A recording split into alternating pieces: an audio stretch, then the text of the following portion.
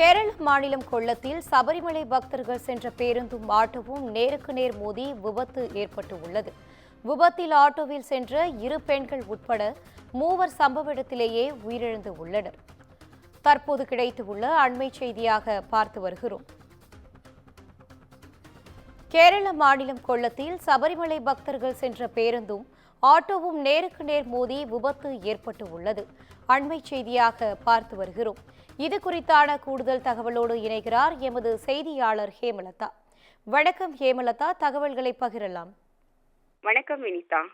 ஆந்திராவை சேர்ந்த பக்தர்கள் பார்த்தீங்கன்னா ஒரு பேருந்தில் சபரிமலை சென்று ஐயப்பனை தரிசித்து விட்டு மீண்டும் ஆந்திராவுக்கு செல்லும் வழியில பார்த்தீங்கன்னா கொல்லம் அஞ்சல் அருகே உள்ள புனலூர் சாலையில் இருக்கக்கூட மாவிலா சந்திப்பில் பார்த்தீங்கன்னா இன்றைக்கு அதிகாலை 1 மணி அளவில் அந்த சபரிமலை ஐயப்ப பக்தர்கள் பேருந்து வந்தபோது எதிரே ஒரு ஆட்டோ நேருக்கு நேர் பயங்கரமா மோதியது. இதுல பாத்தீங்கன்னா ஆட்டோவில் பயணம் செய்த ஆட்டோ ஓட்டுநர் மற்றும் 2 பெண்கள், அதாவது ஸ்ருதி லட்சுமி 16 வயது, அதே மாதிரி ஜோதி லட்சுமி 21 வயது மற்றும் ஆட்டோ ஓட்டுநரான அக்ஷய் 23 வயது, மூவரும் படுகாயமடைந்து உயிருக்கு போராடிய நிலையில் அவர்களை மீட்டு அருகில் இருந்த மருத்துவமனைக்கு கொண்டு செல்லும் வழியிலேயே பார்த்த மூவரும் உயிரிழந்தனர்.